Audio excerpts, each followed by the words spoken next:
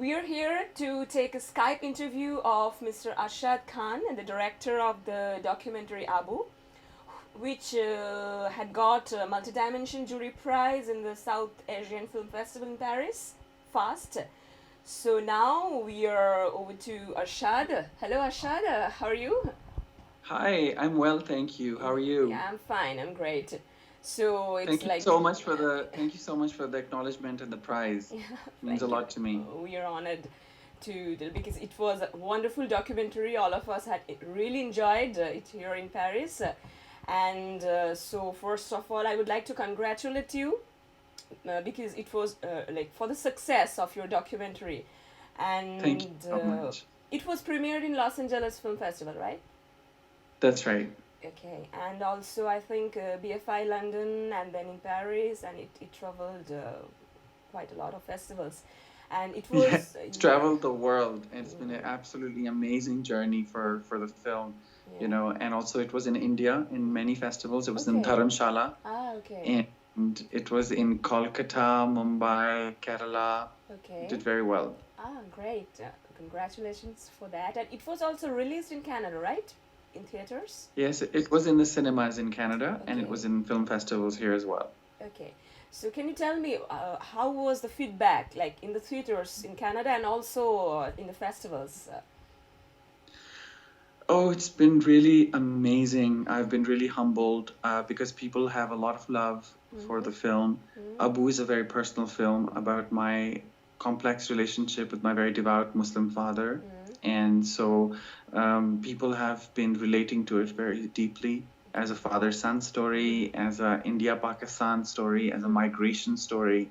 So on many levels, and I very often have people after a screening, they will come to me and they will say, your Abu was on that side and we have the same story on this side of the border, and they're from India. So it's been doing very well. It's traveling very well. It was an emotional journey for you and also for the audience, I think.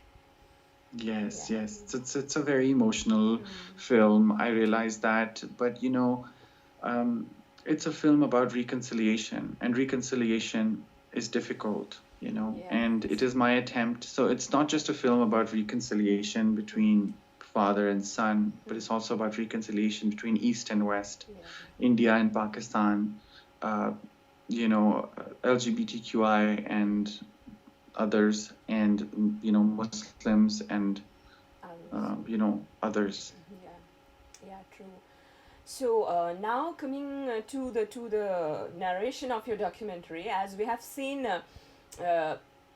you and your family had filmed different moments of your life, your moments like since long, like since the beginning of your since your birth, maybe even before that. So when did you think of giving it a shape of a documentary, Abu? When did you think that? So, in 2011, Abu got very sick and he passed away. And 2012, I was making a 5-minute video for his memorial. And I was in film school at the time. Okay. And I realized, oh my God, my family is so well documented. We have just been addicted to film VHS from as far back as 1981. And we have all these great photos and so I thought, and I was in film school. So when you go to film school, you look at media differently. Yeah. Then I looked at the VHSs and I didn't find them ugly. I found them beautiful. And so because I had so many, I thought, why don't I tell a story with these, found footage, so much that we have. Yeah. And so that's how the idea came about. Okay. Of using, and I wanted to make as much as possible a found footage film. Yeah.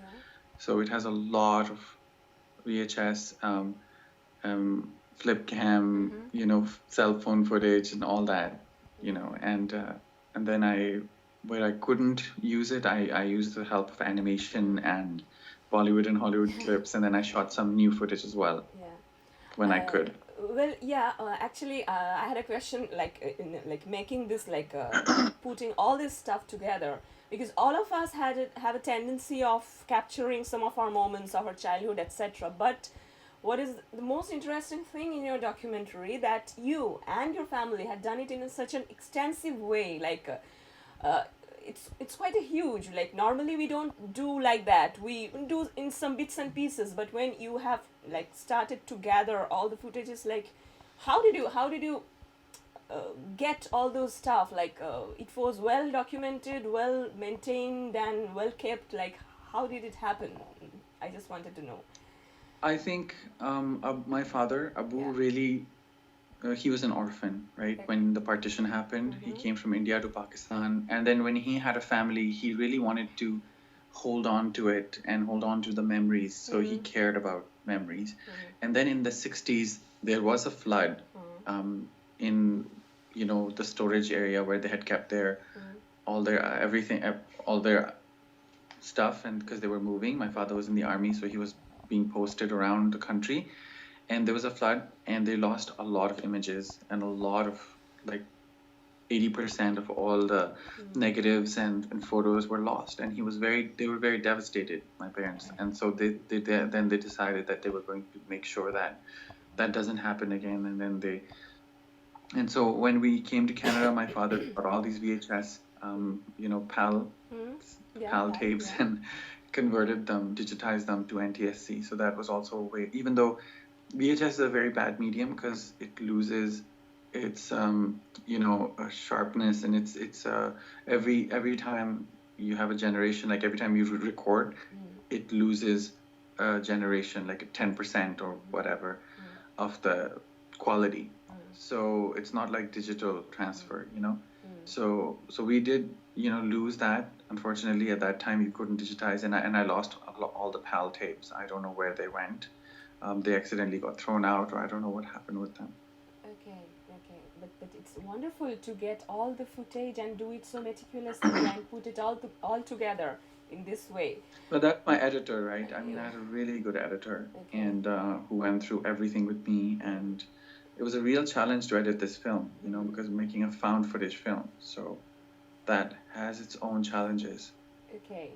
And when you thought of making it a wholesome documentary, how did you, like, what did you think while giving it a shape? About, like, I'm talking about the narration, like, what was your idea about how will you narrate the entire storyline? What did you think about it? I was trying to make a film with as much images and as little talking heads as possible. And I didn't really want to have too much narration in the film.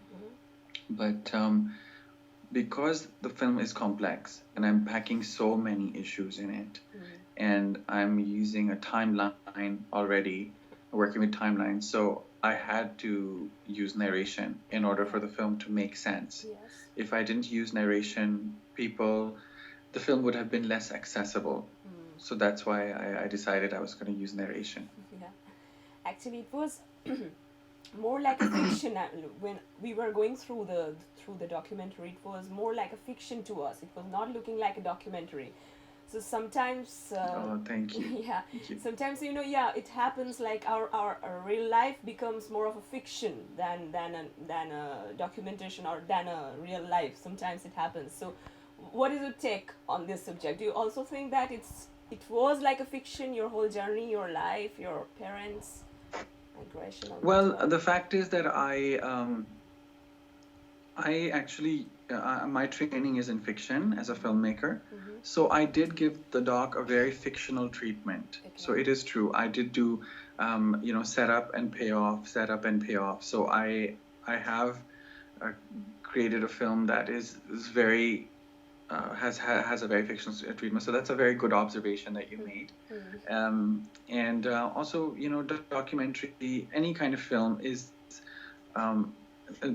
entertainment. So the film has to be entertaining, and a documentary, the difference is that it has to be well researched and honest, and it has to be objective. And so those elements exist in my film. But how you tell the story, how you put it together, these days documentaries are very creative, and they're becoming very, very popular because of the fact that they have that elegance. They're not fiction, but they're they're better than reality TV, for example, and people are interested in the truth. Yeah. And so documentaries attempt to capture the truth. Yeah, and you know? also to grab the attention of the mass, actually, to make it more interesting, because people love to watch stories. So if it's in the form of a story, then it would be more interesting. Exactly, it's storytelling. Yeah, You know, of course. documentaries are storytelling, and documentaries are getting more and more popular, actually. And it was kind of unbelievable, but I had a documentary in cinemas across Canada, so that was kind of really fantastic for us. To have my film seen the way it's meant to be seen. That's really great. And then I would like to ask you one thing, that why didn't you try to interview your father also, because it was about him. So when you grew up at some, because you interviewed your mother so extensively about something, but the objective of the film was principally to focus on the ideas and the views of your father. So didn't you try to take his words as well? Wouldn't it be more justified then? Well, because he died, right? Yeah. And I never ever thought that I would make a film about my family or about my father. So I couldn't interview him because actually I never thought I would ever make a film about my father or about my family. Before his death, you didn't think about Yeah, never thought that. Yeah, okay. So otherwise I would have interviewed him. That's why it was hard to edit the film, put it together, because how do you make a film about someone I'm who's not like a celebrity or anything. So there's no interviews of him, that I could find. We don't interview our family members, Yeah. And so that was another challenge, how to represent someone who's passed away. Yeah, of course. And Ammi I was able to interview. Yeah. And so. But Ammi also speaks on behalf of Abu a lot of times. Yeah. So. Yeah, like that we have watched. And so, what was their reaction of your family after watching your film, this personal film? Actually, yeah, I was so nervous when I had the world premiere and I had my brother and sisters and family members, nephew, nieces watching it, and they just loved it, absolutely loved it. Actually, any family member who has ever seen the film has absolutely 100% loved it, because they know how sincere I've been, and of course they love seeing those images, and a lot of images they have never seen. And my mother had a very hard time with it in the beginning, but then she came and finally watched the film, and she was very moved, and she said, "Itni bhi buri nahi hai, thodi maza aayi hai," which is like, it's not so bad, it's kind of funny. So I thought that was really brilliant. And then she said, "I'm proud of you." So that's a huge compliment coming from me. That's great. That's really great. And now I would like to ask you something about your other works. Like, do you like to focus on the documentary throughout your film career, or you want to make feature films? My next film is a fiction film, actually. Okay. Yeah. So I'm working on a very nice big fiction film here in Montreal. Okay. I have received some grants for development, great. So I'm writing it now. Great. And it's a very exciting project. Yeah. That involves India and Pakistan in Montreal. Okay. That's really good. So what do you think? Which is more interesting to you, to work on a documentary or to work on a fiction? They're so different. Documentary can take years and years and years. Fiction can also take a very long time, but once you have the money and you have the script going, then you can just you go through the production is so short, and then you go into editing. So I find fiction is a lot less time consuming. Less time consuming, but is a lot more. You have a lot more control in fiction once you have funding in place. But with documentary, because you're working with subjects, and how to bring the sincerity and you need to spend time, to get to know people and it's very difficult to, those issues or whatever you're doing for it. It requires a certain length of time. Yeah, of course. So I find that's a very different challenge. Yeah. And at the moment, I'm really in my fiction, Yeah, okay. kind of brain, So and this I'm is your working on next I'm wearing my project. fiction hat. But it's storytelling. Okay. So both are storytelling, Okay. I mean, I've been deeply moved by fiction films and I've been deeply moved by documentaries. So, for me, it's really no difference when it comes to enjoyment of the audience or passion, put passion in a project. Okay. But making Abu was a very different thing because that was a very personal documentary. So that as an added challenge. But otherwise, I think that filmmaker is a filmmaker, storyteller is a storyteller. Yeah. That's true. So your next project is a fiction film that you are saying. You're going to shoot it in India and Pakistan. I'm shooting it only in Montreal. Okay, but you are saying there are some connection of this yeah, two so countries. It's India-Pakistan story set in Montreal. Okay, that's great. And the actors, they are all like from Canada? They're Indian and Pakistani. Okay, living and in Canada. Okay, so you're going to take actors from Pakistan, from India, or all of them are staying in Canada? No, most of them are from Canada. Okay. Some from Quebec. Okay. And some are from India and Pakistan. Oh, that's great. It's a collaborative. That's really great. So yeah, it was such a pleasure talking to you, and all the best for all your future projects and for Abu also. So that Thank you you get so more much. and Thank more. you for your love and appreciation. Yeah, thank you. Thank you. And I'm very honored that you gave me the award. It means a lot to me. No, like it really deserved it. It's such a beautiful piece of work. Thank you. Thank you very much. Okay, have a great day. Thank you. Bye.